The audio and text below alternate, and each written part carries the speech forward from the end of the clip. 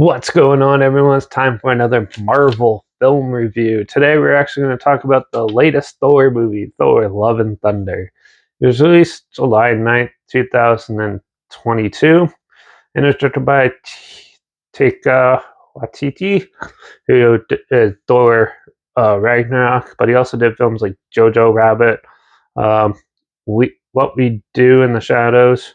I think that's the remake, and Our Flag Means Death. Is that a box office earnings of over $761 million? Obviously, it's Marvel. A lot of people love Marvel and love Marvel movies. Me personally, I'm not a huge fan. I'm more DC.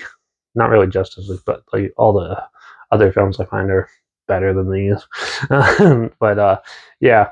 Um, but so my roommate and I checked this one out, and yeah. So I'm not sure if I reviewed any of the other Thor movies. Now, to be totally honest, when Thor the first one came out, I absolutely hated it, and I haven't watched it since. I thought the sequel was decent enough, and in fact, I didn't really care for Ragnarok, to be honest. But this one was interesting. Believe it or not. So this is the fourth one in the Thor movies, as far as I'm aware. And yeah, so well, Thor. The film is Thor was causing a lot of havoc, loses his hammer and stuff, and then is trying to basically still be Thor. And then his old time lover basically is given power over the hammer, and yeah, she's fighting cancer and stuff, so she has it, and she becomes like Lady Thor or whatever.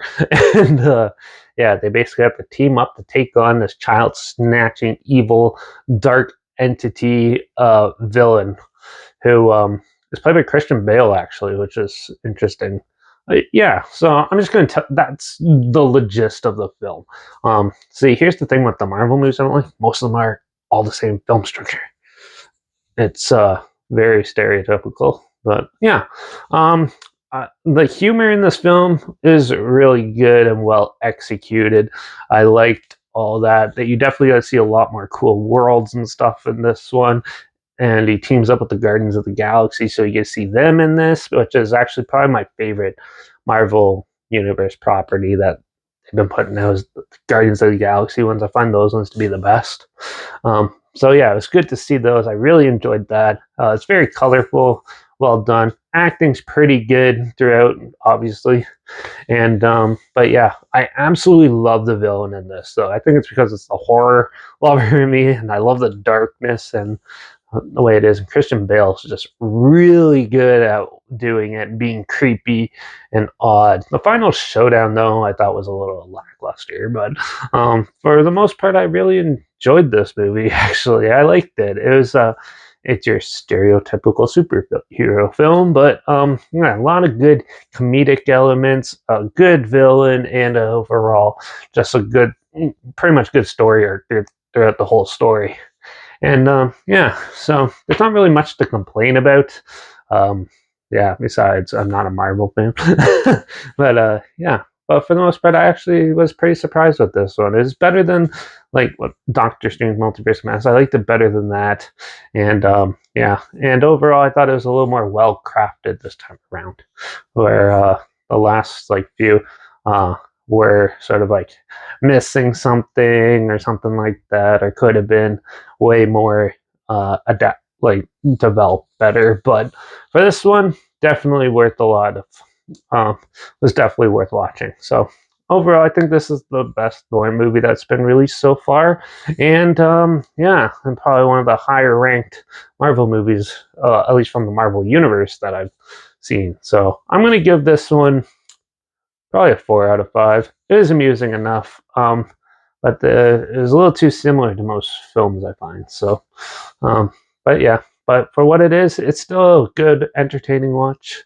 good popcorn flick, and obviously a good time just overall. So yeah, but that's what I thought of it. So yeah, if you want to check it out, I'll link the trailer down below. If you for some reason didn't know this was out, you can check it out down below. Also, make sure you check out my Instagram. That's where I always post clips of films I'm going to review in the future. All my story.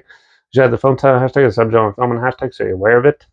Also, my Letterbox is down below. Dairy P reviews. That's where I post my first star rating, and my Twitter is down below as well. Reviews _Derek.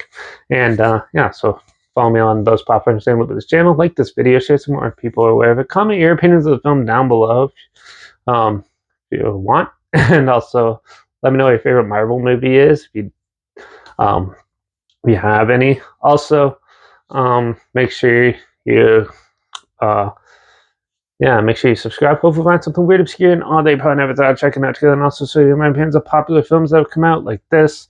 Also reviews on classic films and reviews on other things as well. And don't forget to ring that bell because, well, we're going to talk about another big newer movie that came out, Megan, in the next review. So another killer toy type movie. So yeah, make sure you tune in for that. And yeah, but yeah, that's what I thought of Thor: Love and Thunder. Also, I do have a playlist of all the Marvel movies that I've talked about down below. It also includes every Marvel property type of film. So not just the Marvel Universe films, but the like Blade films are all in there. Everything that Marvel's come up with and did film wise, I put in that. So it's not just the universe stuff. So yeah, but so if you want to hear my opinions and see what else films I've reviewed and stuff, they're there too. But yeah, watch out for all those crazy Viking gods trying to take out the Dark Lords that will never ever go away. And I guess I'll see you all in the next review. So until then, cheers.